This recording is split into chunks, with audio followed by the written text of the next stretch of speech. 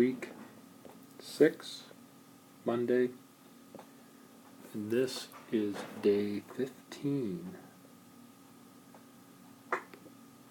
for the course. So, Introduction to Computers and Information System. We're working on hardware details, PC hardware, talk a little more about focus on learning, and then spreadsheets. Okay, so let's dig in over here. We have the motherboard. I know a lot of this sometimes seems like it's repetitive, but I think it's important. In there we have the processor. Then we use green, the electronic bus that carries all this, ties all this together. It's a little more complicated than that, but we have slots in here that you can put extra things in, and they're connected to the bus.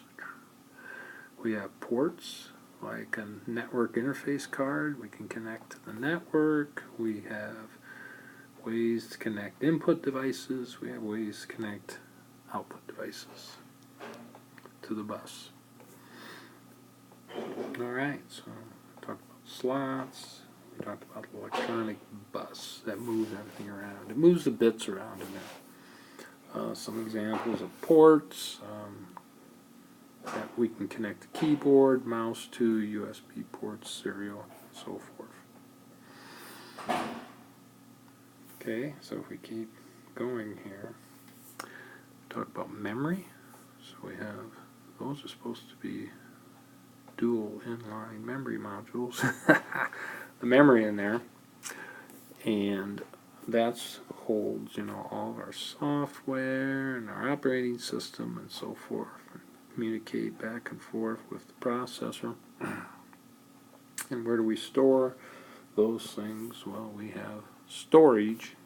We have magnetic storage like a hard drive. We have flash technology, solid state storage, and we have optical. You store things using laser light. That would be like our DVD player and so forth. Okay? We'll keep moving here. Look more.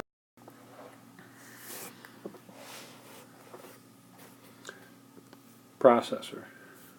It has a word size. Most of them are 64 bits. Why do we need to know that? Well, if you're going to download software, you should know that.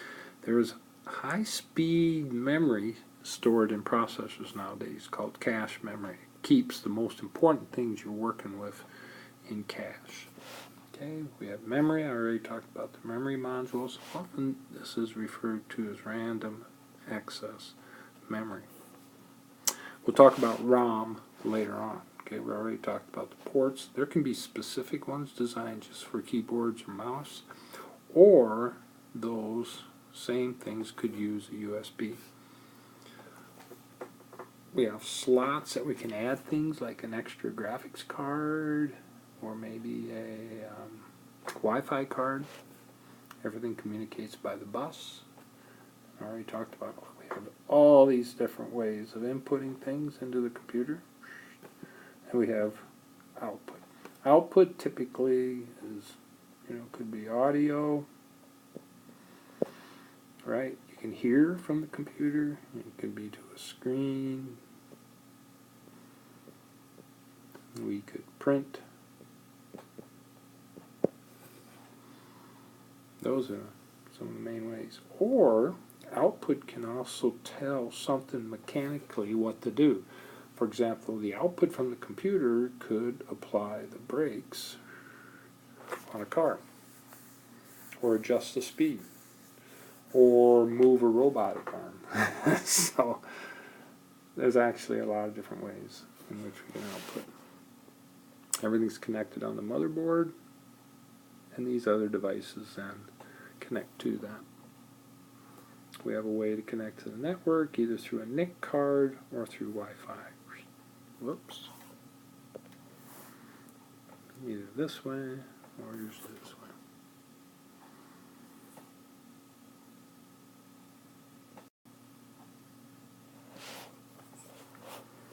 We talked a little bit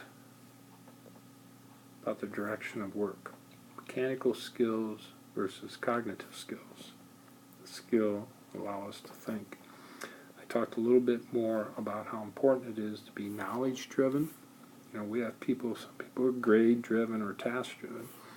Those are okay in specific areas and certain things, but as far as education, you can't let the grades or the tasks get in the way of the learning.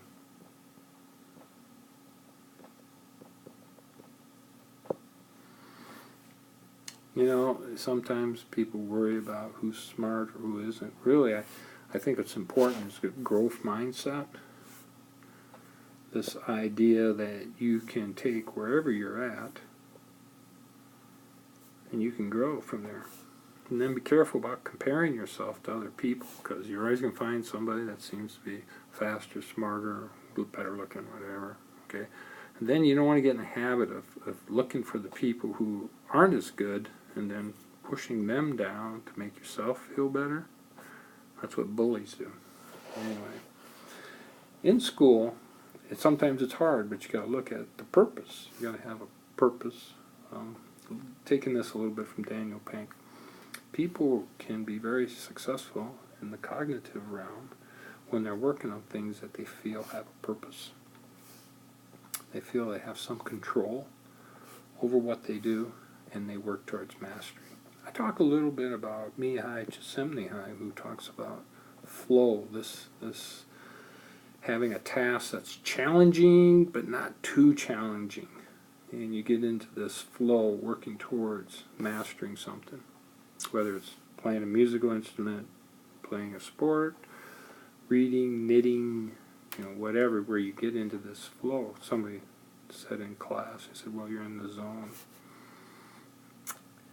Okay, a little bit about spreadsheets.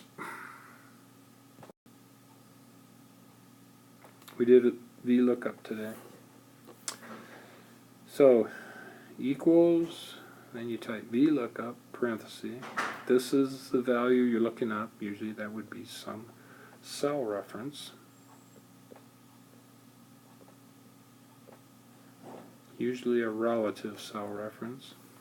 This is the table to look it up in, and I would suggest you name that table.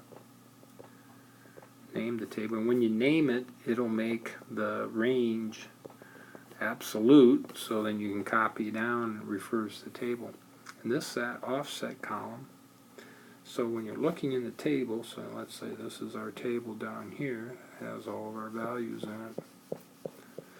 So the lookup's going to look down here until it either finds a match or a value bigger. If it finds a bigger one, it goes back one column, and then this number tells it which column to take it out of. This column 1, 2, 3, 4, 5, whatever. So if you want to take this value out of the column, then you just put a 2 there. So let me repeat that again. Here's what it does. It takes this value, looks until it finds it in the first column. If it finds a match, it uses that. If it finds one bigger, it goes back. And then this number over here, I don't know, let's say it's a 3, then it's going to go 1, 2, 3, and then whatever's here, it'll grab that.